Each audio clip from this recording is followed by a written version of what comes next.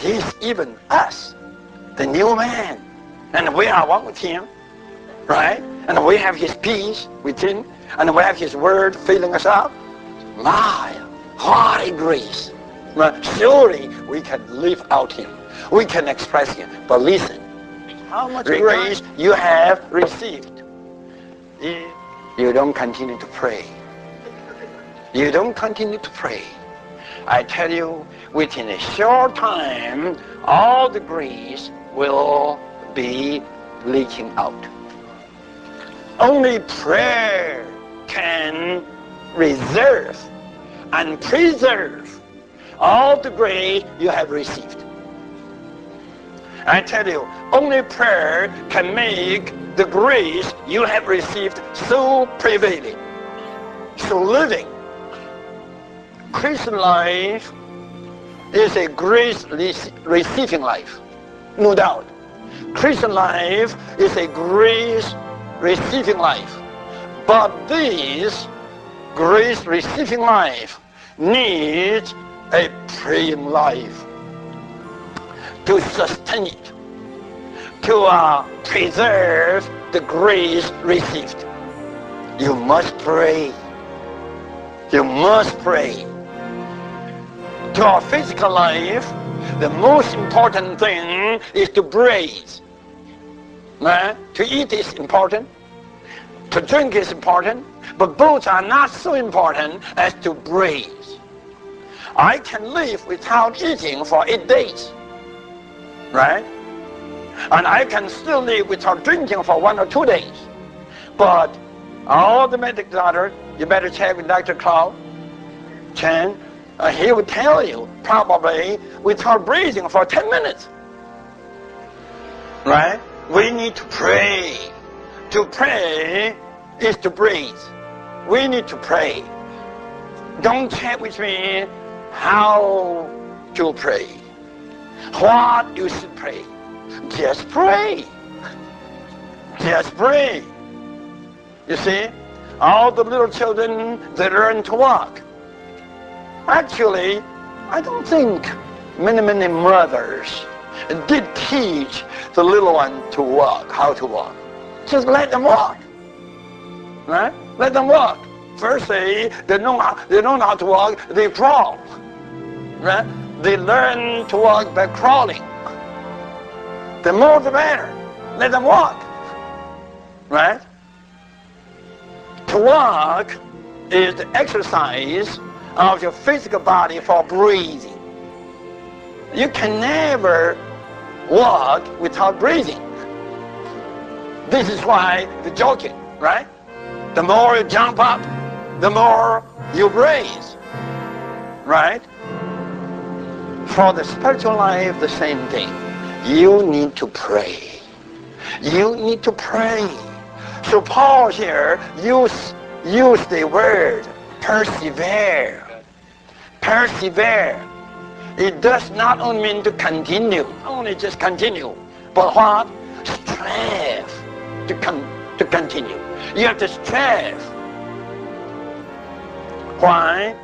I tell you, the whole universe, the whole environment of your living is contrary to prayer. Right. And your prayer is going up, you see, up the stream. But the whole environment of your living is down the stream. I tell you, without prayer, you'll be down the stream. Only prayer can keep you up the stream. Just beg you to pick up one exercise. That is, every day you have to pray a number of times. Not just 1, 2, or 3 times. A number of times you must learn to pray. Learn to pray.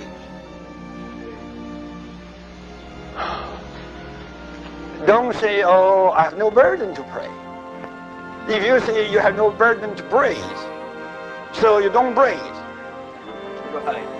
Right? That means you cease to live. Right. You have burden, or you don't have burden, that doesn't mean anything. You just go to pray. Go to pray. You have nothing to say. Don't tell me you have nothing to say. You go to the Lord. Lord, I have nothing to say, Lord. You just go to the Lord and say the same thing. Lord, I come to you. I have nothing to say. I don't know how to pray. Lord, teach me how to pray. Tell me how to pray. Lord, be merciful to me. There's nothing to say. Right? Don't tell anybody. Just go to the Lord and tell Him. Then that is real prayer. You have no burden. You have nothing to say. Yet you still go to the Lord. Lord, I come to you, Lord. You know I have no burden, Lord. I have nothing to say to you, Lord. I don't know what to say to you, Lord. I can. This is the most genuine prayer. And this kind of prayer preserves you in the grace. Rather, it preserves the grace for you. Persevere in prayer. And then Paul says, watch therein. Watch in it. Watch in what? Watch in prayer. We need to watch. We need to be very watchful. Our Christian life is also a fighting life. Our whole life is a war. It's a battle. Right?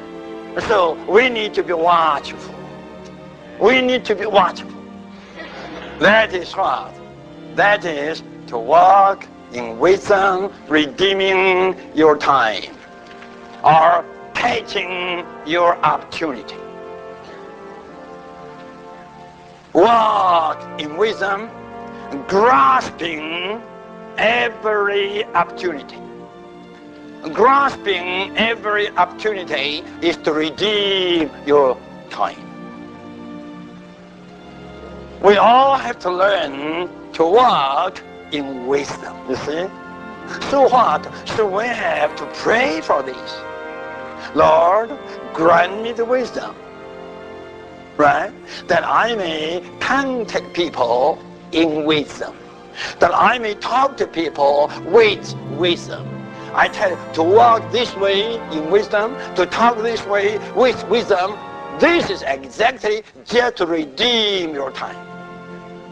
Oh, how many opportunities the Lord has afforded us that we might have ministered life to others, yet we missed everyone. We missed everyone. Why? Because we talk to people just foolishly. We have had a lot of foolish talks, which we don't need to talk. You see the point? So, these three things, what three things? Persevere in prayer, watch in it, and walk in wisdom. This is the best way to redeem our time. To redeem our time, we need to pray perseveringly. And we need to to be watchful. And we need what? We need to exercise the wisdom the Lord has given us. On this whole earth, everybody today is what? Is losing their time. Is missing their opportunity. But we Christians should live a life that is a time-redeeming life. A life that grasps every opportunity. A time that redeems every minute. And such a life must be a life filled with Christ, saturated with Christ, one with Christ, right? Having Christ's peace as an arbitrator in Him, and filled up with Christ's words, am I right? Expressing Christ all the time by praying, by watching, right? By walking in wisdom. If you are such a person, no doubt your life is a time-redeeming life. You would redeem every minute. You will grasp